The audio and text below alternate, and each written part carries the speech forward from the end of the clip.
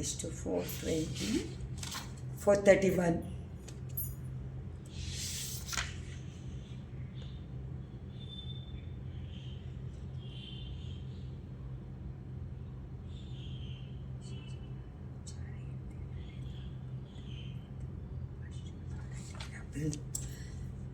$431 ತಾಕ್ಷಿಣ್ಯವತ್ರ ನಿಯತಂ ನಿಯತಾ ಸುಧಾಸ್ಮಿನ್ ಇತ್ಯುದ್ಗತೋ ನಿಯತಮಚ್ಯುತಪಾದ ರಕ್ಷೆ ಪ್ರತ್ಯೇಕ ಸಂಶಿತ ಪದಸ್ತುತಗೆ ಭವತ್ಯೋಃ ಸಂಘರ್ಷವಾದ ಇದ ಮಧ್ಯ ಮಣಿಪ್ರಣಾದಕ.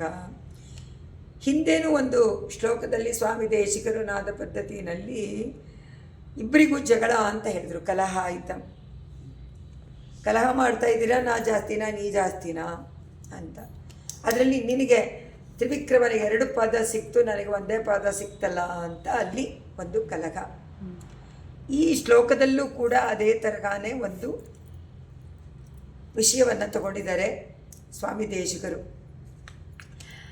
ಪರಮಾತ್ಮನನ್ನು ಸಂಚಾರದಲ್ಲಿ ಕರ್ಕೊಂಡು ಬಂದಾಗ ಸಾಧಾರಣವಾಗೇ ಆ ಮಂಜುನಾದ ಬರ್ತಾ ಇರುತ್ತೆ. ಯಾಕೆಂದರೆ ಪರಮಾತ್ಮ ಒಂದೊಂದು ಅಡಿ ಇಡ್ತಾನು, ಆ ಪಾದುಕೆಯಲ್ಲಿರುವಂಥ ಮಣಿಗಳ ಘರ್ಷಣೆಯಿಂದ ನಾದ ಉಂಟಾಗತ್ತೆ. ಆ ನಾದವನ್ನು ಕೇಳಿದಾಗ ಒಂದೊಂದು ಬಾರಿ ಒಂದೊಂದು ತರಹ ಮನಸ್ಸಿಗೆ ವಿಷಯವನ್ನು ತಂದು ಕೊಡುತ್ತೆ. ಬಡಿಸುತ್ತೆ.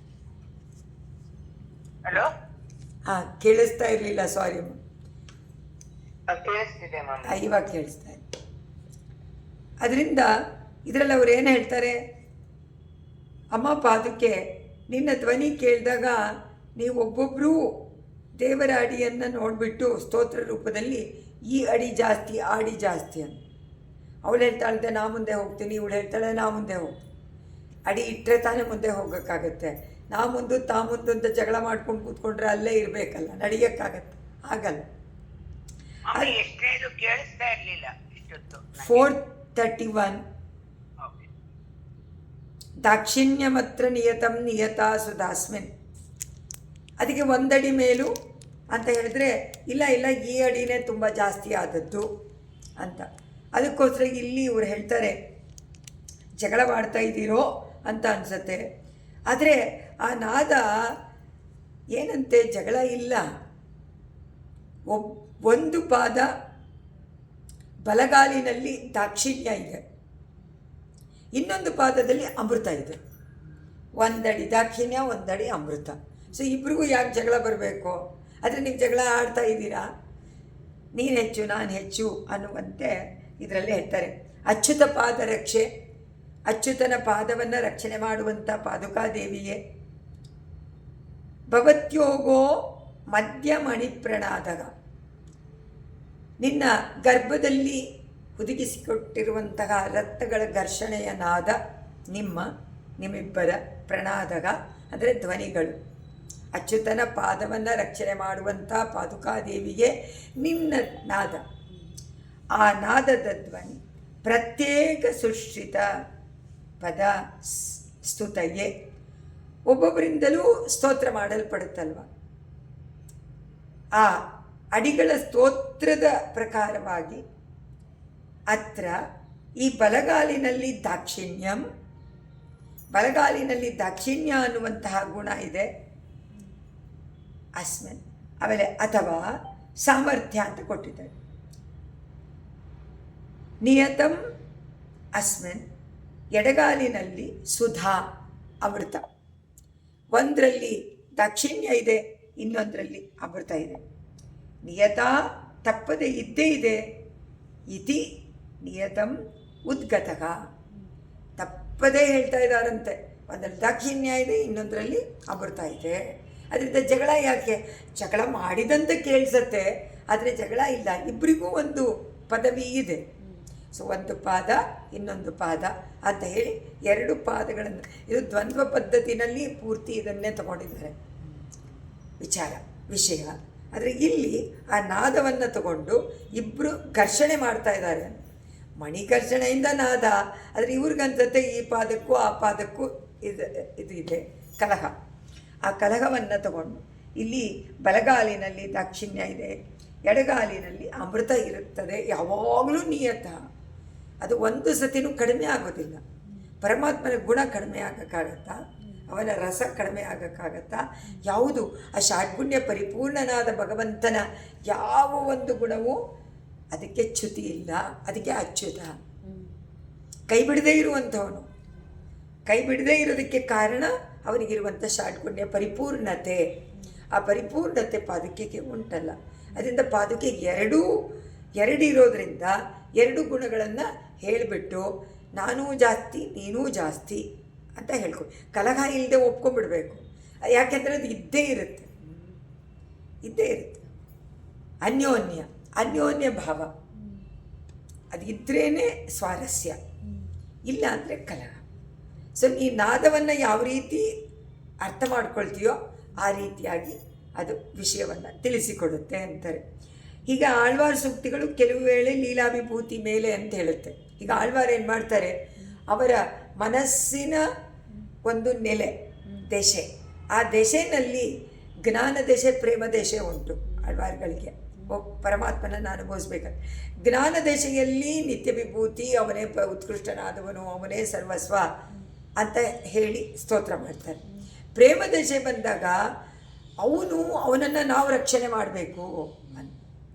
ವಾತ್ಸಲ್ಯದಿಂದ ಪೆರಿಯಾಳ್ವಾರ್ ಯಾವ ರೀತಿ ಪಲ್ಲಾಂಡಾಳಿ ರಕ್ಷೆ ಇಟ್ಟರು, ಆ ರೀತಿ ಇವ್ರಿಗೆ ಏನಂತೆ ಅತೀ ಪ್ರೇಮ ಬಂದಾಗ ಶಂಕೆ ಉಂಟಾದಾಗ ಏನಾಗ್ಬಿಡುತ್ತೋ ಆತಂಕ ಬಂದಾಗ ಅವರಿಗೆ ರಕ್ಷೆ ಇಡಬೇಕು, ಏನಾಗುತ್ತೋ ಅಂತ. ಪ್ರೇಮ ದಶೆನಲ್ಲಂತೂ ತುಂಬ ಕಷ್ಟ, ಬಿಟ್ಟೇ ಇರೋಕ್ಕಾಗಲ್ಲ ಅನ್ನುವಂಥ ಸ್ಥಿತಿನಲ್ಲಿ ಅವರಿಗೆ ಪ್ರೇಮ ದಶೆಯಲ್ಲಿ ಯಾವಾಗಲೂ ಒಂದು ಇದಿರುತ್ತೆ, ಭಯ ಇರುತ್ತೆ. ಏನಾಗ್ಬಿಡುತ್ತೋ, ನನ್ನ ಪ್ರಿಯತಮನಿಗೆ ಏನಾಗ್ಬಿಡುತ್ತೋ ಇಲ್ವ. ಆವಾಗ ತುಂಬ ಕೇಳ್ಕೊಳ್ಳೋಣ, ಪ್ರಾರ್ಥನೆ ಮಾಡ್ಕೊಳ್ಳೋಣ, ಏನಾದರೂ ಹೇಳೋಣ. ಆ ಪ್ರೇಮ ದಶೆನಲ್ಲೇ ಸ್ವಭಾವ ಬೇರೆ, ಜ್ಞಾನ ದಶೆನಲ್ಲೇ ಪರಮಾತ್ಮನನ್ನು ಕೊಂಡಾಡುವಂತಹ ಮಾತುಗಳೇ ಬೇರೆ, ಪೂರ್ತಿ ಚೇಂಜ್ ಆಗ್ಬಿಡುತ್ತೆ ಆ ನೆಲೆನೇ. ಆ ರೀತಿ ಲೀಲಾವಿಭೂತಿ ಮೇಲೆ ಅಂತ ಒಂದು ಕಡೆ ಹೇಳ್ತಾರೆ, ಇನ್ನೊಂದು ಕಡೆ ನಿತ್ಯ ವಿಭೂತಿನೇ ಉತ್ಕೃಷ್ಟತೆ. ಲೀಲಾವಿಭೂತಿಯಲ್ಲಿ ಅವನ ಅವತಾರವನ್ನು ನೋಡಿದಾಗ ಸೌಲಭ್ಯ, ಸೌಶೀಲ್ಯ, ವಾತ್ಸಲ್ಯ ಎಲ್ಲ ತೋರಿಸುವಂತಹ ಒಂದು ವಿಷಯ ಮನಸ್ಸಿಗೆ ಬಂದಾಗ ಅಬ್ಬಾ ಪರಮಾತ್ಮ ಇಷ್ಟು ಸುಲಭನಾ ಅಂತ ಅನಿಸುತ್ತೆ. ನಿತ್ಯ ವಿಭೂತಿ ಅಂದರೆ ಎಲ್ಲೋ ಇದಾನಲ್ಲ, ಅವ್ನು ಸಿಗೋದೇ ಇಲ್ವಲ್ಲ. ಸೊ ಅದರಿಂದ ಉತ್ಕೃಷ್ಟತೆಯಿಂದ ಮಾತಾಡಬೇಕು ಅಲ್ವಾ, ಅದರಿಂದ ಆ ಡಿಫ್ರೆನ್ಸ್ ಇರುತ್ತೆ. ಹಾಗೆ ಅತ್ಯುತ್ತಮವಾದದ್ದು ಅಂತ ಹಾಡ್ತಾರೆ ಎರಡು ಕಡೆ, ಅದು ಉತ್ತಮ ಅಂತಾರೆ, ಇದು ಉತ್ತಮ ಅಂತಾರೆ. ಅಂದರೆ ಪ್ರಕೃತಿಯಲ್ಲಿ ಸಿಗುವಂಥ ಆನಂದ, ಪರಮಾತ್ಮನಲ್ಲಿ ಸಿಗುವ ಆನಂದ, ಎರಡನ್ನು ಕಂಪೇರ್ ಮಾಡಿದಾಗ ಮಾತ್ರ ಅದರ ಡಿಫ್ರೆನ್ಸ್, ಅದರ ಉತ್ಕೃಷ್ಟತೆ ಗೊತ್ತಾಗುತ್ತೆ. ಇಲ್ಲಾಂದರೆ ಈಗ ಲೀಲಾವಿಭೂತಿಯಲ್ಲಿ ಸಿಗುವಂಥ ಆನಂದಕ್ಕೂ ನಿತ್ಯ ವಿಭೂತಿಯಲ್ಲಿ ಸಿಗುವಂಥ ಆನಂದಕ್ಕೂ ವ್ಯತ್ಯಾಸ ಉಂಟು. ಆ ವ್ಯತ್ಯಾಸವನ್ನು ಕಂಡಿಡ್ಕೊಂಡ್ರೆ ಮಾತ್ರ ನಿಮಗೆ ಆ ಉತ್ಕೃಷ್ಟವಾದಕ್ಕೆ ಆಸೆ ಬರುತ್ತೆ, ಇಲ್ಲಾಂದರೆ ಬರೋದಿಲ್ಲ. ಸೊ ಅದನ್ನು ಕಂಡುಹಿಡಿಬೇಕಾದ್ರೆ ನಮಗೆ ಗೊತ್ತಿಲ್ಲ, ನಾವು ನೋಡಿಲ್ಲ, ಟೇಸ್ಟ್ ಮಾಡಿಲ್ಲ. ಅದರಿಂದ ನಮಗೇನು ಅನಿಸುತ್ತೆ, ಇದೇ ಚೆನ್ನಾಗಿದೆ ಅಂತ. ಪ್ರಕೃತಿ ಲೀಲಾವಿಭೂತಿನೇ ತುಂಬ, ಅದಕ್ಕೆ ಆ ಒಂದು ದೇಶದಲ್ಲಿ ಲೀಲಾವಿಭೂತಿ ಚೆನ್ನಾಗಿದೆ, ಅದೇ ಉತ್ಕೃಷ್ಟ ಅಂತ ಹೇಳ್ಬಿಡ್ತಾರೆ. ಅನುಭವಿಸಿದ್ದಾರೋ ಇಲ್ವೋ, ರಾಮಕೃಷ್ಣ ಅವತಾರಗಳಲ್ಲಿ ಎಲ್ಲ ಅನುಭವಿಸಿದ್ದನ್ನು ಕಂಡಿದ್ದಾರೆ, ಅದಕ್ಕೋಸ್ಕರ ಹೇಳ್ತಾರೆ. ನಿತ್ಯ ವಿಭೂತಿ ಯಾವಾಗಲೂ ಪರಮಾನಂದ ಕೊಡುವಂಥದ್ದು ಅಂತ ಗೊತ್ತಾದರೆ ವ್ಯತ್ಯಾಸ, ಅದನ್ನು ಇಲ್ಲಿ ಹೇಳಿಬಿಟ್ಟು ಅದಕ್ಕಿಂತ ಇದು ಮೇಲು, ಇದಕ್ಕಿಂತ ಅದು ಮೇಲು ಅಂತ ಹೇಳಿದರೆ ಆನಂದ ಜೊತೆಗೆ ಜೀವಾತ್ಮನ ಉಜ್ಜೀವನ ಮಾಡುವಂಥ ಕಾರ್ಯಕ್ಕೆ ಪೂರ್ಣ ಸಹಾಯ ಮಾಡುವಂಥ ಅವಕಾಶ ಎಲ್ಲಿದೆ? ಲೀಲಾವಿಭೂತಿನಲ್ಲಿ. ಪರಮಾತ್ಮನ ಅನುಭವ ನಿತ್ಯ ವಿಭೂತಿನಲ್ಲಿ ಯಾವಾಗಲೂ ಇದೆ ಸದಾ. ಆದರೆ ಅದು ನಾವು ಪಡ್ಕೋಬೇಕಾದ್ರೆ ಲೀಲಾವಿಭೂತಿನಲ್ಲಿ ನಮಗೆ ಸಾಧನೆ ಸಹಾಯ ಇದ್ದರೆ ತಾನೇ ನಾವು ಸಾಧನೆ ಮಾಡ್ಬೋದು. ಆ ಸಹಾಯ ಯಾರು ಕೊಡ್ತಾರೆ? ಭಗವಂತನೇ ಕೊಡ್ತಾರೆ. ಯಾಕೆಂದರೆ ಭಗವಂತನೇ ಉಪಾಯ, ಪರಮಾತ್ಮನೇ ಉಪಾಯ. ಅದಕ್ಕೋಸ್ಕರ ಅವನ ಲೀಲೆ ಇಲ್ಲಿ ಅವತಾರಗಳು ಮತ್ತು ಅರ್ಚಾವತಾರದಲ್ಲಿ ಎಲ್ಲೆಲ್ಲಿ ನೋಡಿದ್ರೂ ಇದ್ದಾನೆ. ಅರ್ಚಾವತಾರ ಎಲ್ಲಿ ಅಂತಂದರೆ ಎಣಿಸೋಕ್ಕಾಗತ್ತಾ?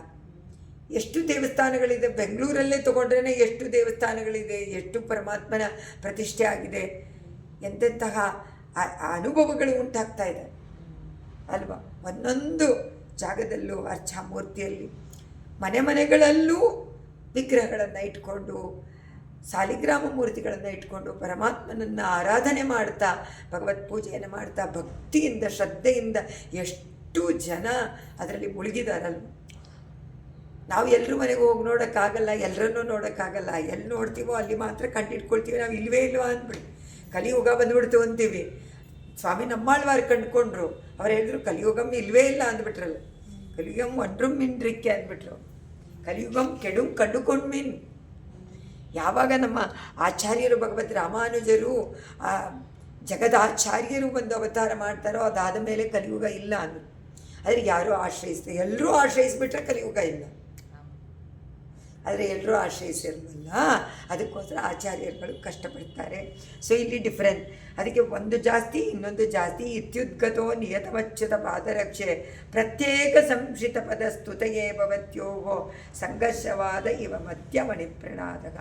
ನೀವೇನೋ ಸಂಘರ್ಷ ಮಾಡ್ತಾ ಇರುವಂತೆ ಇದೆ, ಆದರೆ ನಿಜವಾಗಿ ನೋಡಿದ್ರೆ ಇದು ಜಾಸ್ತಿ ಅದು ಜಾಸ್ತಿ ಅಂತ ಹೇಳ್ತಾ ಇದ್ದೀರಾ ಅಷ್ಟೇ. ಎರಡೂ ಒಂದೇ ತಾನೆ. ದಾಕ್ಷಿಣ್ಯವೂ ಬೇಕು, ದಾಕ್ಷಿಣ್ಯ ಬೇಡವಾ? ದಾಕ್ಷಿಣ್ಯನೂ ಬೇಕು, ಅಮೃತನೂ ಬೇಕು. ಅಮೃತ ಅಂದರೆ ಆನಂದ. ಸಂಚಾರ ಕೇಲಿ ಕಲಾಕಾಯತ ನೋಡಿ, ಎಲ್ಲ ಅದನ್ನೇ ಇಟ್ಕೊಂಡಿದ್ದಾರೆ. ಕಲಾಯತ ಗರ್ಭನಾದ ಸಾಂಸಿದ್ಧಿಕಂ ಸಕಲ ಜಂತುಷು ಸಾರ್ವಭೌಮಂ ರಕ್ಷಾರ್ಥಿನಾಂ ಪ್ರತಯಸೀವ ಪದಾವನಿತ್ವಂ ರಂಗೇಶ್ವರಸ್ಯ ನಿರವಗ್ರಹಮಾನೃಶಂಸ್ಯಂ. ಪರಮಾತ್ಮನ ಗುಣ ಅದನ್ನು ಇಲ್ಲಿ ವರ್ಣನೆ ಮಾಡಿದ್ದಾರೆ. ಅಮ್ಮ ಪಾದುಕಾದೇವಿ, ನಿನ್ನ ಸಂಚಾರ ಸಮಯದಲ್ಲಿ ಉಂಟಾಗುವಂತಹ ನಾದವನ್ನು ಕೇಳಿದರೆ ಏನನ್ಸುತ್ತೆ? ಅಂದರೆ ಸ್ವಾಮಿ ದೇಶಿಕರಿಗೆ ಅನಿಸುತ್ತೆ ಈ ಟೈಮ್ನಲ್ಲಿ ದೇವರನ್ನು ಆಶ್ರಯಿಸಬೇಕು ಅಂತ ನೆನೆಸ್ಕೊಂಡಾಗಲೇ ಸಾಕು, ಪರಮಾತ್ಮನ ಆಶ್ರಯಿಸಿದ್ದಂತೆ ಅಂತಾರೆ ದೇಶಿಕರು. ಏನಂತ? ವರುಕಾಲು ಉರೈತ್ತವರೈ, ನಾನು ಇನ್ನವನು ಅಂತ ವರುಕಾಲು ಉರೈತ್ತವರೈ ಅಮಯುಮಿನಿ ಎಂಬವರ್ ಪೋಲ ಅಂಜಲೆನ ಕರಂ ವೈತ್. ಆದರೆ ಒಂದು ಸತಿ ನೀನು ಶರಣಾಗತಿ ಮಾಡ್ತೀನಿ ಅಂತ ಅಂದ್ಕೊಂಡ್ರೆ ಸಾಕಂತ, ಅಥವಾ ಮಾಡ್ತೀನಿ ಅಂತ ಅಂದ್ಕೊಂಡು ನಾನು ಇನ್ನವನು ಅಂತ ಹೇಳಿಬಿಟ್ರೆ ಸಾಕಂತ. ತವ ಅಸ್ಮಿ ಅಂತ ಹೇಳಿಬಿಟ್ರೆ ಸಾಕಂತೆ, ಎಲ್ಲನೂ ಕೊಟ್ಬಿಡ್ತಾನಂತೆ ಪರಮಾತ್ಮ ತಕ್ಷಣ. ಇವನು ಹೇಳ್ಬಿಟ್ನೋ ಇಲ್ವೋ, ಒಪ್ಕೊಂಡ್ಬಿಟ್ನೋ ಇಲ್ವೋ ನನ್ನ ವಸ್ತು ಅಂತ. ಆ ಥರ ಆಶ್ರಯಿಸಬೇಕು ಅಂತ ನೆನೆದವರು, ಆದರೆ ನೆನೆಸ್ಕೊಳ್ಳುವಂಥವರನ್ನು ನೋಡಿ ಪಾದುಕಾದೇವಿ ಹೇಳ್ತಾ ಇದ್ದಾಳಂತೆ, ನೋಡಿ ಪರಮಾತ್ಮನಿಗೆ ಎಲ್ಲ ಪ್ರಾಣಿಗಳಲ್ಲೂ ಪ್ರೀತಿ ಉಂಟು. ಅವನಿಗೆ ಅಷ್ಟು ಅಪಾರವಾದ ಪ್ರೇಮ ಉಂಟು ಎಲ್ಲ ಜೀವಾತ್ಮರಲ್ಲೂ. ಯಾಕೆಂದರೆ ಎಲ್ಲ ಅವನ ಮಕ್ಕಳು ಅಂತ ಹೇಳ್ತಾಳಂತೆ ಪಾದುಕಾದೇವಿ. ಈ ನಾದ ತೋರಿಸುತ್ತೆ ಏನಂತ? ಅದರಿಂದ ಅವನಿಗೆ ದಯೆ ಇದೆ, ಪರಮ ಕೃಪಾಳು. ಅದರಿಂದ ನೀವು ಅವನನ್ನು ಆಶ್ರಯಿಸಿ. ನಿಮಗೆ ಆಸೆ ಇದೆಯೋ ಇಲ್ವೋ? ಆಸೆನ ಹೇಳ್ಕೊಂಡಿದ್ದೀರಾ, ಆದರೆ ಇಲ್ಲಿ ನಿಜವಾಗಿ ಪರಮಾತ್ಮ ಬಂದಿದ್ದಾನೆ, ಆಶ್ರಯ ಮಾಡಿಬಿಡಿ ಅಂತ ಹೇಳ್ತಾ ಇದ್ದಾಳೆ ಅಂತ ಇವಳು ಅವರಿಗೆ ಉಪದೇಶವನ್ನು ಮಾಡ್ತಾ ಇದ್ದಾಳೇನೋ ಅನ್ಸುತ್ತೆ. ಅದನ್ನೇ ಹೇಳಿ, ಅಮ್ಮ ಹೇ ಪದಾವನಿ, ಅಮ್ಮ ಪಾದುಕೆ, ಸಂಚಾರ ಕೇಳಿ ವಿನೋದ. ಸಂಚಾರ ಕೇಳಿ ಅಂದರೆ ಲೀಲೆ, ವಿನೋದ, ಆಟ. ಕಲಹಾಯಿತ, ಒಬ್ರಿಗೊಬ್ಬರಿಗೆ ಜಗಳವಾಡಿದ. ಎಲ್ಲಿ ಜಗಳ? ಒಂದೊಂದು ರತ್ನಕ್ಕೂ ಇನ್ನೊಂದು ರತ್ನಕ್ಕೂ ಘರ್ಷಣೆಯೇ ಜಗಳ ಅಂತೇಳಿ. ಘರ್ಷಣೆ ಅಂದರೆ ಗಲಾಟೆ. ಆ ಗಲಾಟೆನೇ ನಾದರೂಪಕದಲ್ಲಿ ಬರುತ್ತೆ. ಇದು ಸಾಮಾನ್ಯ ನಾದ ಅಲ್ಲ, ಅದು ಆಶ್ರಿತರಿಗೆ ಒಂದು ಸತಿ ಮನಸ್ಸಿನಲ್ಲಿ ನಾನು ಆಶ್ರಯ ಮಾಡಬೇಕು ಅಂತ ನೆನೆಸ್ಕೊಂಡವ್ರಿಗೆ, ನೀವು ರೆಡಿ ಇದ್ದೀರಾ ನೋಡಿ, ಪರಮಾತ್ಮ ಬಂದಿದ್ದಾನೆ, ಶರಣಾಗತಿ ಮಾಡಿ. ಆಚಾರ್ಯರು ಬಂದಿದ್ದಾರೆ ಅಂತ ಹೇಳಲ್ವ ಉಪಕಾರಕರು? ಹೇಳ್ತಾರೋ ಇಲ್ವೋ? ಅಯ್ಯೋ ಆಂಡವನ್ ಬಂದಿದ್ದಾರೆ, ಅಳಸಿಂಗರ್ ಬಂದಿದ್ದಾರೆ, ನೀವೆಲ್ಲ ಅದಕ್ಕೆ ಸಂಬಂಧಪಟ್ಟವರಲ್ವಾ, ಹೋಗಿ ಅವರನ್ನು ಹೋಗಿ ಈಗಲೇ ಆಶ್ರಯಿಸಿ ಶರಣಾಗತಿ ಮಾಡಿ ಅಂತ ಹೇಳ್ತಾರೋ ಇಲ್ವೋ? ಅದರಿಂದ ಅದನ್ನು ಇಲ್ಲಿ ಹೇಳ್ತಾ ಇರುವಂತೆ ಪಾದುಕಾದೇವಿನೂ ಆಚಾರ್ಯರ ಸ್ಥಾನದಲ್ಲಿರುವಂಥವು ಅಂತ ಇದರಲ್ಲಿ. ಈಗ ನಮ್ಮಾಳ್ವಾರು ಏನು ಹೇಳ್ತಾರೆ?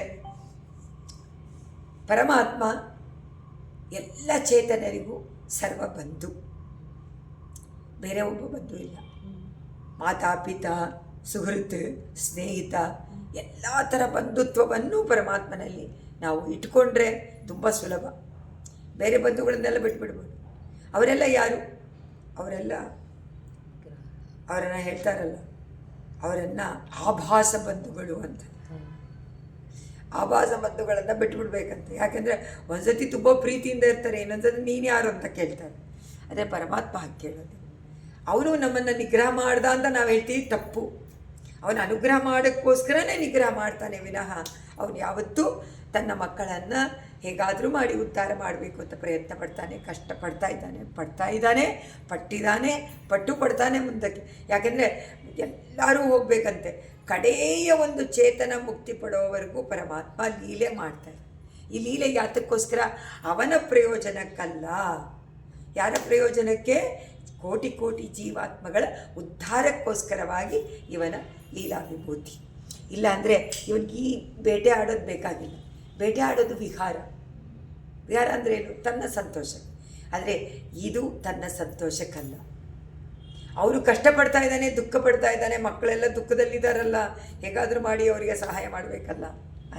ಅದಕ್ಕೆ ಲೋಕದಲ್ಲಿ ಹುಟ್ಟುವಂತೆ ಮಾಡಿರುವಂಥದ್ದು ಯಾತಕ್ಕೋಸ್ಕರ? ನಮ್ಮನ್ನು ಕರ್ಕೊಂಡು ಹೋಗೋಕ್ಕೆ. ಇಲ್ಲಿ ಹುಟ್ಟುವಂತೆ ಮಾಡಿರೋದು ನಮ್ಮನ್ನು ವೈಕುಂಠಕ್ಕೆ ಕರ್ಕೊಂಡು ಹೋಗೋಕ್ಕೆ. ಅದರಿಂದ ಅಂತ ಇವರು ಹೇಳ್ತಾನೇ ಇರ್ತಾರೆ ಆಳ್ವಾರ್ಗಳು ಪರಮಾತ್ಮನನ್ನು. மன்னவர் விதியே வைகுந்தம் புகுவது மன்னவர் விதியே விதிவுகை புகுந்தனರೆನ್ನ ನಲ್ವೇದಿಯರ್ ಪದೀನಿಲ್ ಪಾಂಗಿನಲ್ ಪಾದಂಗಳು ಕಳುವಿನರ್ ಅಂತ ವೈಕುಂಠಕ್ಕೆ ಹೋಗಬೇಕಾದ್ರೆ ಅವರೆಲ್ಲ ಸ್ತೋತ್ರ ಮಾಡ್ತಾರಲ್ಲ ದಾರಿನಲ್ಲಿ. ಅವಾಗ ಹೇಳ್ತಾರಂತೆ, ಹೌದು, ಭೂಮಿ ಮೇಲೆ ಹುಟ್ಟಿದವರೆಲ್ಲ ಖಂಡಿತವಾಗಿ ವೈಕುಂಠಕ್ಕೆ ಹೋಗಲೇಬೇಕು. ಅದರಿಂದ ಇವರು ಹೋಗ್ತಾ ಇದ್ದಾರೆ. ಯಾತಕ್ಕೆ ಹೋಗ್ತಾ ಇದ್ದಾರೆ? ಉಪಾಯ ಮಾಡಿದ್ದಾರೆ, ಭಗವಂತನನ್ನೇ ಉಪಾಯವಾಗಿ ಇಟ್ಕೊಂಡಿದ್ದಾರೆ, ಕರ್ಕೊಂಡು ಹೋಗ್ತಾ ಇದ್ದಾನೆ ಪರಮಾತ್ಮ. ಅದು ಅರ್ಥ ಮಾಡ್ಕೋಬೇಕಂತ. ಮತ್ತೆ ಹುಟ್ಟಿಲ್ಲದಂತೆ ಮಾಡಿಬಿಡ್ತಾನೆ ಪರಮಾತ್ಮ. ಸಾಕು ಈ ಜನ್ಮ ಅಂತ ಹೇಳಿ ಅತ್ಯಾನಂದಗೊಳಿಸೋಕ್ಕೋಸ್ಕರವಾಗಿ ಪರಮಾತ್ಮ ಈ ಲೀಲಾ ವಿಭೂತಿಯಲ್ಲಿ ಈ ಥರ ಎಲ್ಲ ಮಾಡ್ತಾನೆ ಅಂತ ಇಲ್ಲಿ ಸ್ತೋತ್ರ ಮಾಡಿ, ಎಂದೆಂದಿಗೂ ನೀವು ಕಷ್ಟಪಡಬೇಡಿ, ಈ ಲೋಕದಲ್ಲಿ ಆಶ್ರಯ ಮಾಡಿ ಅಂತ ಹೇಳಿ ನಮ್ಮಾಳ್ವಾರು ಶರಣಾಗತಿಯನ್ನು ಸ್ವರೂಪವನ್ನು ಹೇಳಿ ನಮಗೆ ಉಪದೇಶ ಮಾಡಿ. ಶರಣಾಗತಿ ಏನು ಅಂತ ಗೊತ್ತಿಲ್ಲದೆ ಇದ್ದರೆ ನೀವೇನು ಮಾಡ್ತೀರಿ? ಪರಮಾತ್ಮ ಏನೋ ಮಾಮೇಕಂ ಶರಣಂ ಮೃಜ ಅಥವಾ ಸರ್ವ ಪಾಪೇಭ್ಯೋ ಅಂತ ಹೇಳಿಬಿಟ್ಟ, ಸಕೃದೇವ ಪ್ರಪನ್ನಾಯ ಆಗ್ಬಿಡಿ ಅಂತ. ಆದರೆ ಅದು ಏನು ಅಂತ ಗೊತ್ತಾಗಬೇಕಲ್ಲ. ಪ್ರಪನ್ನರು ಅಂದರೆ ಏನು? ಪರಮಾತ್ಮನನ್ನು ಒಪ್ಪಿಕೊಂಡು ಅವನೇ ರಕ್ಷಕ ಅಂತ ಮಹಾವಿಶ್ವಾಸದಿಂದ ಇರೋದೇ ಶರಣಾಗತಿ. ಪ್ರಾಪ್ತುಂ ಪರಂ ಪುರುಷಯಂ ಪುರುಷಂ ಮುನೀನಾಂ ಅಭ್ಯಸ್ಯತಾಮನುದಿನಂ ಪ್ರಣವಂ ತ್ರಿಮಾತ್ರಂ ಶ್ರೀರಂಗರಾಜಚರಣಾವನಿ ಸಿಂಚಿತಂತೆ ಶಂಕೆ ಸಮುನ್ನಯನ ಸಾಮ ವಿಶೇಷ ಘೋಷಗ. ಅಮ್ಮ ಪಾದುಕೆ ಈಗ ಉದ್ಘಾತ ಪ್ರಣವವನ್ನು ಉಪಾಸನೆ ಮಾಡುವಂಥ ಒಂದು ವಿದ್ಯೆ. ಅದು ಭಕ್ತಿಯೋಗದಲ್ಲಿ ವೇದದಲ್ಲಿ ತಿಳಿಸಿರುವಂಥ 32 ವಿದ್ಯೆಯಲ್ಲಿ ಒಂದು. ಪ್ರಣವನ್ನು ಉಚ್ಚಾರ ಮಾಡ್ತಾ ಮಾಡ್ತಾ ಮಾಡ್ತಾ ಪರಮಾತ್ಮನನ್ನು ಪಡ್ಕೊಳ್ಬಹುದು. ಭಕ್ತಿಯಿಂದ ಪ್ರಣವವನ್ನು ಮತ್ತೆ ಮತ್ತೆ ಧ್ಯಾನ ಮಾಡ್ತಾ ಉಪಾಸನೆ ಮಾಡ್ತಾ ಹಾಗೆ ಮಾಡುವವರನ್ನು ಪರಮಾತ್ಮ ಸಾಮಗಾನವನ್ನು ಮಾಡಿಕೊಂಡು ಕರ್ಕೊಂಡು ಹೋಗ್ತಾರಲ್ಲ ವೈಕುಂಠಕ್ಕೆ, ಆ ರೀತಿ ಕರ್ಕೊಂಡು ಹೊರಟು. ಸಾಮಗಾನ, ಸಾಮವೇದಕ್ಕೂ ಮೊದಲನೇ ಅಕ್ಷರ ಪ್ರಣವ. ಎಲ್ಲದಕ್ಕೂ ಪ್ರಣವ, ವೇದಕ್ಕೆ ಮೊದಲನೇ ಅಕ್ಷರ ಪ್ರಣವ. ಅದು ಹೇಳದೇ ಇದ್ದರೆ ಇಲ್ವೇ ಇಲ್ಲ. ಅದನ್ನು ಹೇಳೇನೆ ವೇದ ಮಂತ್ರವನ್ನು ಉಚ್ಚಾರಣೆ ಮಾಡು. ಅದರಿಂದ ಇಲ್ಲಿ ಹೇಳ್ತಾರೆ, ನಮಾಳ್ವಾರರು ದಿವ್ಯ ಸೂಕ್ತಿಗಳನ್ನು ಭಕ್ತಿಯಿಂದ ಯಾರ್ಯಾರು ಹೇಳ್ತಾರೋ ಕೇಳೋರಿಗೇನೆ ಖಂಡಿತವಾಗಿ ಮೋಕ್ಷ ಅಂತ ಹೇಳ್ಬಿಟ್ಟಿದ್ದಾರೆ. ಅವರೇ ಫಲ ಕೊಟ್ಟು ಬಿಟ್ಟಿದ್ದಾರೆ. ನಮಾಳ್ವಾರ್ 10 ಪಾಶುರದಲ್ಲೂ ಫಲವನ್ನು ಹೇಳಿದ್ದಾರೆ. ಈ ಪಾಶುರಗಳನ್ನು ಯಾರು ಅಧ್ಯಯನ ಮಾಡ್ತಾರೋ ಅವರಿಗೆ ವೈಗುಂಠ ನಿಶ್ಚಯ ಅಂತ ಹೇಳಿಬಿಟ್ರೋ ಇಲ್ವ? ಅದರಿಂದ ನಮ್ಮಾಳ್ವಾರ ಸೂಕ್ತಿ ಹೇಗಿರುತ್ತೆ ಪ್ರಣವದಲ್ಲಿ? ನೀವು ಅದನ್ನು ದಿವಸ ನಿತ್ಯ ಅನುಸಂಧಾನ ಮಾಡ್ತಾ ಇದ್ದರೆ ಪ್ರಣವ ಉಪಾಸನೆ ಆಗೋಯ್ತು. ಪ್ರಣವ ಉಪಾಸನೆಯಿಂದ ವೇದ ಹೇಳುವಂತೆ ಮೋಕ್ಷ ಪರಮಾತ್ಮ ಸಿಗ್ತಾನೆ. ಸೊ ಇದರಲ್ಲಿ ಏನಾಯ್ತು ಇವಾಗ? ಸಾಮಗಾನವನ್ನು ಮಾಡಿಕೊಂಡು ದೇವರಲ್ಲಿಗೆ ಕರ್ಕೊಂಡು ಹೋಗ್ಬಿಡುತ್ತೆ, ಅದೇನೆ ಅಂತಾರಲ್ಲ. ಅದಕ್ಕೇನೆ ಸಾಮಗಾನಕ್ಕೆ ಸಾಮವೇದಕ್ಕೆ ಸಮ ತಿರುವಾಯ್ಮುಳಿ ಆಳ್ವಾರ್. ತಿರುವಾಯ್ಮುಳಿ ಅನುಸಂಧಾನ ಮಾಡಿಬಿಟ್ರೆ ಸಾಮವೇದವನ್ನು ಹೇಳಿದಂತೆ ಪ್ರಣವಾಕಾರದ ಪ್ರಣವವನ್ನೇ ಉಪಾಸನೆ ಮಾಡಿದಂತೆ ಉದ್ಘಾತೆಯಂತೆ. ಅದಕ್ಕೋಸ್ಕರ ಇಲ್ಲಿ ಶಂಕೆ ಸಮುನ್ನಯನ ಸಾಮ ವಿಶೇಷಘೋಷ, ವಿಶೇಷವಾದ ಸಾಮಘೋಷವನ್ನು ಹಾಡುವಂತಹ ವೈಕುಂಠಕ್ಕೆ ಸಮುನ್ನಯನ, ಸಮ್ಯಕ್ ಉನ್ನಯನ ಕರ್ಕೊಂಡು ಹೋಗ್ಬಿಡುತ್ತೆ. ಪ್ರಣವ ತಾನೇ ಕರ್ಕೊಂಡು ಹೋಗ್ಬಿಡುತ್ತೆ. ಹಾಗೇನೆ ಸ್ವಾಮಿ ನಮ್ಮಾಳ್ವಾರವರ ಸೂಕ್ತಿಗಳು ಕರ್ಕೊಂಡು ಹೋಗುತ್ತೆ. ಪಾದುಕಾದೇವಿ ಅದಕ್ಕೋಸ್ಕರ ನಮಗೆ ಅಭ್ಯಾಸ ಮಾಡಿಸ್ತಾ ಇದ್ದಾಳಂತೆ. ಅವಳ ಮಂಜುಳ ನಾದದಿಂದ ಇದು ಪ್ರಣವ, ಇದನ್ನು ಹೇಳ್ತಾ ಇರಿ ನಿಮಗೂ ಅಂತ. ಶ್ರೀರಂಗರಾಜ ಚರಣಾವನಿ ಶಿಂಜಿತಂತೆ. ಶಿಂಜಿತಂ ಅಂದರೆ ಶಿಂಜಾರವ. ಆ ಸುಂದರವಾದ ಕರ್ಣಾಮೃತವಾದಂಥ, ಕರ್ಣಕ್ಕೆ ಹಿತವಾದಂತಹ ಮಂಜುಳ ನಾದವನ್ನು ಕೊಡುವಂಥದ್ದು ನಿನ್ನ ಘರ್ಷಣೆಯ ನಾದ, ರಕ್ತಗರ್ಭದ. ಪ್ರಾಪ್ತುಂ ಪರಂ ಪುರುಷಯಂ ಪುರುಷಂ ಮುನೀನ. ಶ್ರೀರಂಗರಾಜ ಚರಣಾವನಿ ಅಮ್ಮ ಪಾದುಕೆ ತೇ ನಿನ್ನ ಶಿಂಜಿತಗ ನಾದಗಳು. ಪರಂ ಪುರುಷಯಂ, ಪರಂ ಅಂದರೆ ತುಂಬ ಉತ್ಕೃಷ್ಟವಾದ ಮೇಲ್ಪಟ್ಟದಾದ, ಪುರುಷಯಂ ಎಲ್ಲರ ಹೃದಯದಲ್ಲೂ ಶಯನ ಮಾಡಿಕೊಂಡಿರುವಂಥ, ಎಲ್ಲರ ಹೃದಯದಲ್ಲೂ ಇದಾನೋ ಇಲ್ವೋ ಪರಮಾತ್ಮ, ಪುರುಷಯಂ ಹೃದಯದಲ್ಲೂ ಇರುವಂಥ ಪುರುಷಂ ಪರಮಪುರುಷನಾದ ಪರಮಾತ್ಮ, ವಿಭು ಪ್ರಭು ಸ್ವಾಮಿ ರಾಜ ಜಗತ್ ನಾಯಕ ಜಗನ್ನಾಥ, ಜಗನ್ನಾಥನಾದ ಪರಮಾತ್ಮ ಅವನನ್ನು ಪಡೆಯೋಕ್ಕೋಸ್ಕರ ತ್ರಿಮಾತ್ರ ಮೂರು ಮಾತ್ರೆಗಳಿಂದ ಕೂಡಿರುವಂತಹ ಪ್ರಣವವನ್ನು ತ್ರಿಮಾತ್ರ ಅಂತ ಹೆಸರು. ಅದಕ್ಕೆ ಮೂರರು ಪ್ರಣವಂ ಓಂಕಾರವನ್ನು ಅನುದಿನಂ ಅಭ್ಯಸ್ಯಕ. ಅನುದಿನಂ ಒಂದೂ ದಿವಸವೂ ಬಿಡದೆ ಸದಾ ಕಾಲ ಅದನ್ನು ಅನುಸಂಧಾನ ಜಪ ಮಾಡ್ತಾ ಇರುವಂತಹ, ಜಪಿಸುತ್ತಿರುವಂತಹ ಮುನಿಗಳು, ಮನನಶೀಲರಾದಂಥ ಮುನಿಗಳು, ಪರಮಾತ್ಮನನ್ನ ಮನಸ್ಸಿನಲ್ಲಿ ಸದಾ ಚಿಂತನೆ ಮಾಡುವಂತಹ ಮುನಿಗಳು. ಆ ಮುನಿಗಳು ಸಮುನ್ನಯನ ಯೋಗಿಗಳ ಕರೆದುಕೊಂಡುವಂತಹ ದಾರಿ. ಉನ್ನಯನ ಅಂದರೆ ಮೇಲೆ ಕರ್ಕೊಂಡು ಹೋಗೋದು. ಯಾರು ಹೋಗ್ತಾರೆ ಅಂದರೆ 32 ವಿದ್ಯೆಯಲ್ಲಿ ಒಂದು ವಿದ್ಯೆಯನ್ನು ಆಚಾರ್ಯ ಮುಖೇನವಾಗಿ ತಿಳ್ಕೊಂಡು ಅದನ್ನು ಅಭ್ಯಾಸ ಮಾಡಿದವರಿಗೆ ಮೋಕ್ಷಕ್ಕೆ ಹೋಗ್ತಾರೆ. ಯಾವ ಮಾರ್ಗ? ಅವರು ಹೋಗುವಂಥ ದೇವ ಮಾರ್ಗದಲ್ಲಿ ಹೊರಟೋಗ್ತಾರೆ. ಅರ್ಚರಾದಿ ಮಾರ್ಗದಲ್ಲಿ ಶರಣಾಗತರು ಹೋಗ್ತಾರೆ. ಯೋಗಿಗಳು ಶರಣಾಗತರು ಎಲ್ಲರೂ ಕೂಡ ಹೋಗುವಂತಹ ದಾರಿ. ಆ ಹೋಗುವಂತಹ ದಾರಿ ಸಾಮ ವಿಶೇಷ ಘೋಷ. ಅದು ಒಂದು ವಿಧವಾದಂಥ ಸಾಮಗಾನದ ಶಬ್ದ. ಯಾವುದು? ಪಾದುಕಾದೇವಿ ಮಾಡ್ತಾ ಇರುವಂಥ ಶಬ್ದ. ಅದನ್ನು ತೋರಿಸಿಕೊಂಡು ಅಭ್ಯಾಸ ಮಾಡಿಸ್ತಾ ಇದ್ದಾಳಂತ. ಅದನ್ನು ಶಂಕೆ ಅಂದರೆ ನಾನು ಅಂದ್ಕೊಳ್ತೀನಿ ಅಂತ, ನನಗೆ ಅನಿಸುತ್ತೆ. ಅದು ಸಾಮಗಾನವನ್ನು ಮಾಡಿಕೊಂಡು ದೇವರಲ್ಲಿಗೆ ಕರೆದುಕೊಂಡು ಹೋಗುವಂತಹ ಆ ಒಂದು ಪ್ರಣವದ ನಾದ. ಆ ಪ್ರಣವದ ನಾದದ ಜೊತೆಯಲ್ಲಿ ಸಮಗಾನವನ್ನು ಮಾಡಿಕೊಂಡು ಅಲ್ಲಿ ಅಹಮನ್ನಾದೋ ಅಂತ ತಾನೇ ಹೇಳ್ಕೊಂಡು ಹೋಗೋದು ಜೀವಾತ್ಮ. ಅದು ಸಾಮ ವೇದದಲ್ಲಿ ಬರುವಂತಹ ಒಂದು ಸೂಕ್ತಿ. ಅದರಿಂದ ಆಳ್ವಾರ ಸೂಕ್ತಿಗಳು ಅದನ್ನೇ ನಮಗೆ ತಿಳಿಸಿಕೊಡುತ್ತೆ. ಅದನ್ನು ನಾವು ಉಪಾಸನೆ ಮಾಡಿದರೆ, ಪ್ರತಿನಿತ್ಯ ಅಭ್ಯಾಸ ಮಾಡಿದರೆ ಖಂಡಿತವಾಗಿ ಅದೇ ನಮ್ಮನ್ನು ಕರ್ಕೊಂಡು ಬೇರೆ ಒಂದು ಉಪಾಯ ಇಲ್ಲ. ಯಾಕೆಂದರೆ ಸಾಮವೇದ ಪರಮಾತ್ಮನನ್ನೇ ಪ್ರತಿಪಾದನೆ ಮಾಡುತ್ತೆ. ತಿರುವಾಯ್ಮೊಳಿ ಭಗವದ್ ವಿಷಯವೇ, ಒಂದೊಂದು ಪಾಶರವೂ ಭಗವದ್ ವಿಷಯ. ಅದರಿಂದ ಭಗವದ್ ವಿಷಯವನ್ನು ಚಿಂತನೆ ಮಾಡಿದರೆ, ಅನುಸಂಧಾನ ಮಾಡಿದರೆ ಎಲ್ಲಿಗೆ ಹೋಗ್ತೀರಾ? ಅದೇ ಉಪಾಯ ಆಯ್ತಲ್ಲ. ಭಗವಂತನೇ ಉಪಾಯ ಅಂದರೆ ಭಗವದ್ ವಿಷಯವೇ ಉಪಾಯ. ಭಗವದ್ ವಿಷಯ ಎಲ್ಲಿ ಕರ್ಕೊಂಡು ಹೋಗುತ್ತೆ? ಭಗವಂತನಲ್ಲಿ ಕರ್ಕೊಂಡು ಹೋಗುತ್ತೆ. ಭಗವಂತನ ವಿಷಯ ಭಗವಂತನನ್ನು ಕೊಡುತ್ತೆ. ಅದಕ್ಕೆ ಉಪಾಯ ಉಪೇಯ ಎರಡು ಒಂದೇ ಅಂತ ಇಲ್ಲಿ ತಿಳಿಸಿಕೊಟ್ಟು ಸಾಮಗಾನವನ್ನು ಅಭ್ಯಾಸ ಮಾಡಿಸ್ತಾ ಇದೆಯೇನೋ ಅಂತ, ಉಪಾಸನೆ ಮಾಡಿಸ್ತಾ ಇದೆಯಾ ನೀನು? ತ್ರಿಮಾತ್ರದಿಂದ ಕೂಡಿರುವಂತಹ ಪ್ರಣವ, ಅಕಾರ ಉಕಾರ.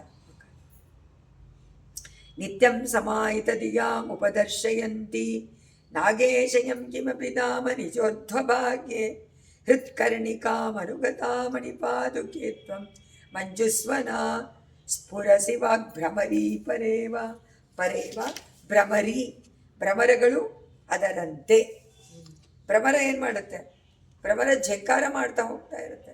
ಅದರ ಶಬ್ದ ಏನಂತ ಕೊಡ್ತಾರೆ? ಆಳ್ವಾರ್ಗಳು ಎಷ್ಟು ಕಡೆಯಲ್ಲಿ ಅದರ ವಿಷಯವನ್ನು ಹೇಳಿದ್ದಾರೆ. ಪ್ರಬರಗಳು ಹೇಳ್ತಾರೋ ಇಲ್ವೋ? ಪ್ರಬರಗಳು ಅಮ್ಮ ಪಾದುಕಾದೇವಿ ಭಗವಂತನ ಸಂಚಾರ ಕಾಲದಲ್ಲಿ ಇಂಪಾದ ಧ್ವನಿಯನ್ನು ಮಾಡ್ತಾ ಅವನನ್ನು ಮಂಜುಳನಾದದಿಂದ ಝಣ್ ಝಣ್ ಝಣ್ ಅಂತ ಬರುವಂತೆ ಅವನನ್ನು ನಡೆಸ್ಕೊಂಡು ನೀನು ಕರ್ಕೊಂಡು ಬರ್ತೀಯ. ಕರ್ಕೊಂಡು ಬಂದಾಗ ಇಲ್ಲಿ ಭ್ರಮರಿ, ಭ್ರಮರ ಅಂದರೆ ಗಂಡು, ಭ್ರಮರಿ ಅಂದರೆ ಹೆಣ್ಣು ದುಂಬಿ. ಆ ಹೆಣ್ಣು ದುಂಬಿ ಅಂತೆ ಇದ್ಯಾ ನೀನು. ನಿನ್ನಲ್ಲಿ ಏನು ಮುಖ್ಯ? ಪಾದುಕಾದೇವಿಗೆ ಪರಮಾತ್ಮನ ಸೇವೆ. ಅದರಿಂದ ಪರಮಾತ್ಮನ ಪಾದಗಳನ್ನು ಸದಾ ಎತ್ಕೊಂಡು ಬರ್ತಾ ಇರ್ತಾಳೆ, ರಕ್ಷಣೆ ಮಾಡಿಕೊಂಡು. ಆ ಸೇವೆ ನಿನಗೆ ಲಭಿಸ್ಬಿಟ್ಟಿದೆ, ನಿರಂತರ ಸೇವೆ, ಒಂದು ಕ್ಷಣ ಬಿಡೋದು. ವೇದಾಂತ ನಮಗೇನನ್ನ ತಿಳಿಸುತ್ತೆ? ಪರಮಾತ್ಮನನ್ನು ತಿಳಿಸುತ್ತೆ. ವೇದಕ್ಕೆ ಶಿರಸ್ಸು ಅಂತಾರೆ ಉಪನಿಷತ್ತುಗಳು. ಸೊ ಉಪನಿಷತ್ತುಗಳು ಪರಮಾತ್ಮನನ್ನು ತಿಳಿಸಿಕೊಡುತ್ತೆ. ಯಾರು? ಪರದೇವತೆ ಅಂತ. ನೀನು ಯೋಗಿ ಹೃದಯ ಕಮಲದಲ್ಲಿ ನೀನು ಇರ್ತೀಯ.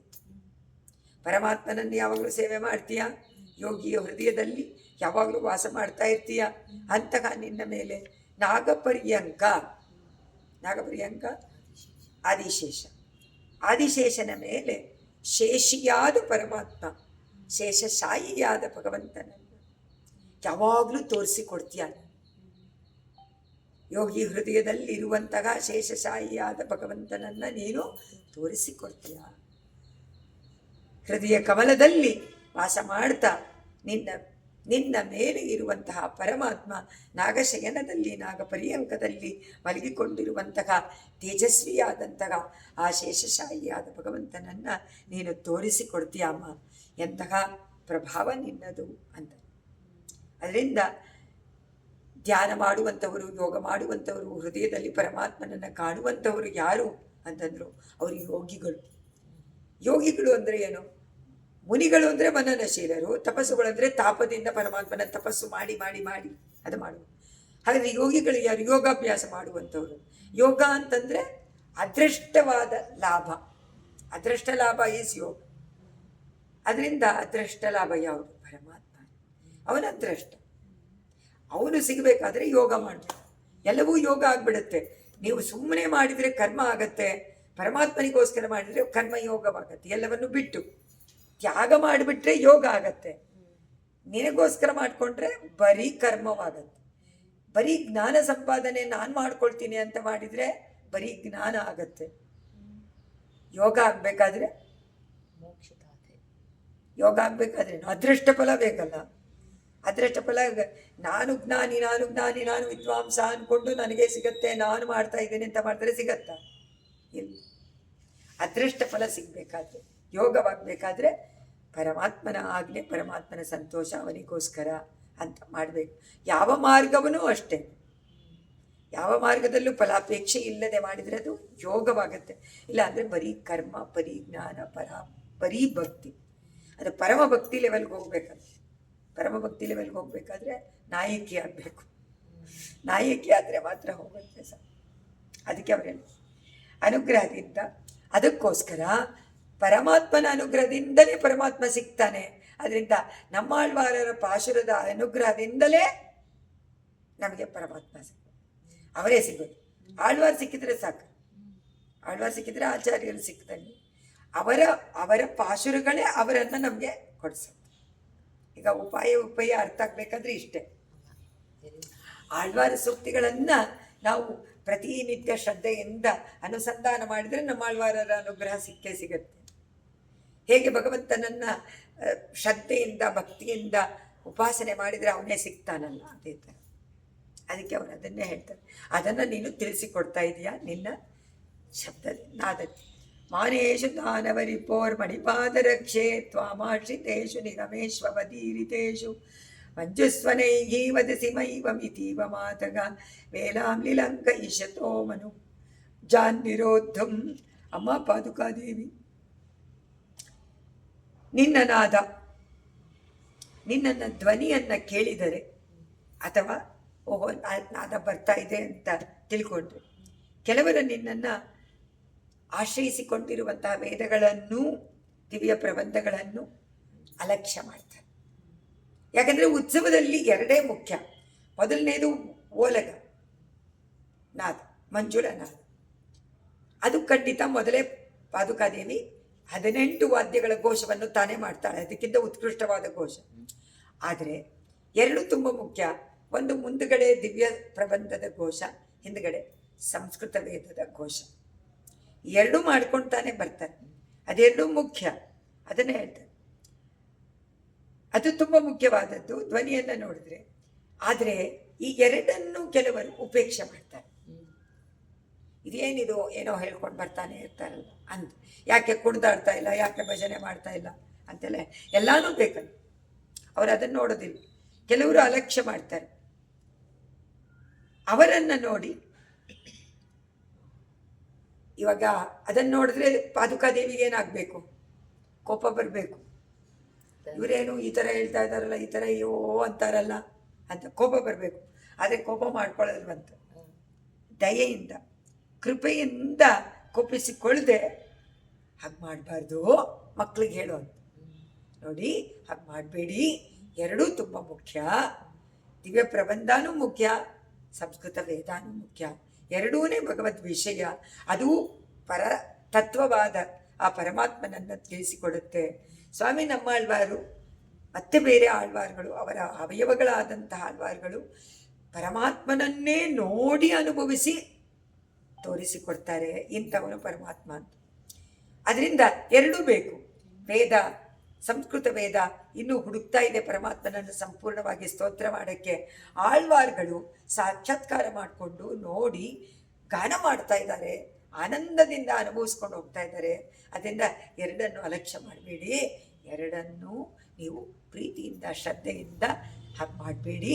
ಹೀಗೆ ಮಾಡಿ ನಮಸ್ಕಾರ ಮಾಡಿ, ಮುಂದೇನೂ ನಮಸ್ಕಾರ ಮಾಡಿ, ಭಗವಂತನಿಗೂ ಮಾಡಿ, ಹಿಂದೇನೂ ವೇದಗೋಷ್ಠಿಗೂ ಮಾಡಿ. ಸೊ ಉತ್ಸವದಲ್ಲಿ ಎಲ್ಲೆಲ್ಲಿ ನಮಸ್ಕಾರ ಮಾಡಬೇಕು? ಉತ್ಸವ ಬರ್ತಾ ಇದೆ ಅಂದ ತಕ್ಷಣ ನಮಸ್ಕಾರ ಮಾಡಿಬಿಡ್ಬೇಕು. ಎಲ್ಲ ಭಾಗವತರುಗಳು ಅದ್ರ ಜೊತೆಯಲ್ಲಿ ಬರುವಂಥವರೆಲ್ಲ ಭಕ್ತರು. ಸೊ ದಾಸದಾಸ ಚರಮಾವಧಿ ದಾಸದಾಸನಾದ್ರಿಂದ ಎಲ್ಲರಿಗೂ ನಮಸ್ಕಾರ.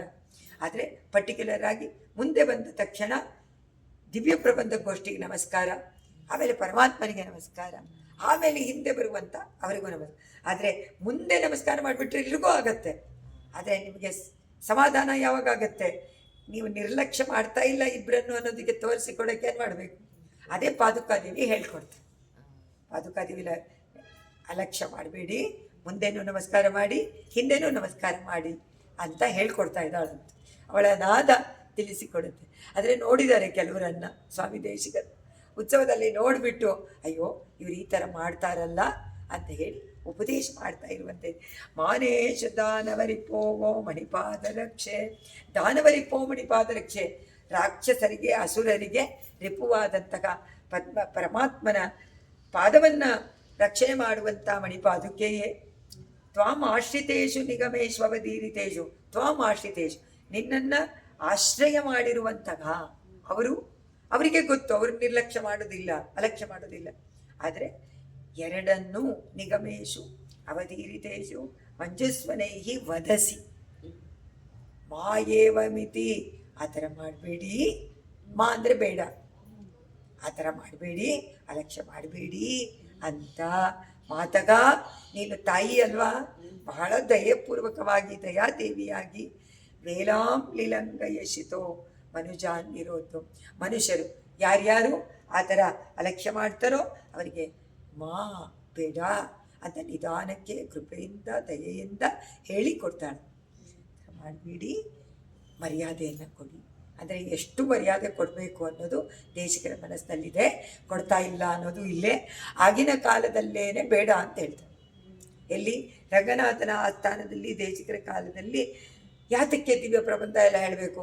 ಸಂಸ್ಕೃತ ವೇದ ಒಂದೇನೆ ಪ್ರಮಾಣ, ಅದರಿಂದ ಸಂಸ್ಕೃತ ವೇದಾನೇ ಸಾಕು ಅಂತ ನಿಲ್ಲಿಸ್ಬಿಟ್ಟಿದ್ರು. ಅಧ್ಯಯನೋತ್ಸವ ಎಲ್ಲ ನಿಲ್ಲಿಸ್ಬಿಟ್ಟಿದ್ರು. ಸ್ವಾಮಿ ದೇಶಿಕರು ಅದಕ್ಕೆ ಇದು ಮಾಡಿ ಪ್ರಮಾಣಗಳನ್ನು ಕೊಟ್ಟು ಇದು ಬೇಕೇ ಬೇಕು ಅಂಥೇಳಿ ಅದರ ಉತ್ಕೃಷ್ಟತೆಯನ್ನು ತೋರಿಸಿ ಅದಕ್ಕೆ ಮತ್ತೆ ಸ್ಥಾನ ಸಿಗುವಂತೆ ಮಾಡಿಬಿಟ್ಟು, ಅದರಿಂದ ಸ್ವಾಮಿ ದೇಶಿಕರಿಗೆ ಅಂತ ಹೇಳಿ 415ನೇ ಶ್ಲೋಕದವರೆಗೂ ಆಯಿತು. ಜಯತಿ ಯತಿರಾಜಸೂಕ್ತಿ ಜಯತಿ ಮುಕುಂದಸ್ಯ ಪಾದುಕಾಯುಗಳಿ ತದ್ವಯದನಾ ತ್ರಿವೇದಿ ಅವಂತ್ಯಯಂತೋ ಜಯಂತಿ ಭುವಿ ಸಂತತಾ ಸಂತ ಶ್ರೀರಂಗಪೃಥ್ವೀಶ ಚರಣತ್ರಾಣಶೇಖರಾಗ ಜಯಂತಿ ಭುವನತ್ರಾಣ ಪದಪಂಕಜರೇಣವಗ ಕವಿತಾರ್ಕಿಕಸಿಂಹಾಯ ಕಲ್ಯಾಣಗುಣಶಾಲಿನೇ ಶ್ರೀಮತೆ ವೆಂಕಟೇಶಾಯ ವೇದಾಂತಗುರವೇ ನಮಃ. ಸರ್ವಂ ಶ್ರೀಕೃಷ್ಣಾರ್ಪಣಮಸ್ತು.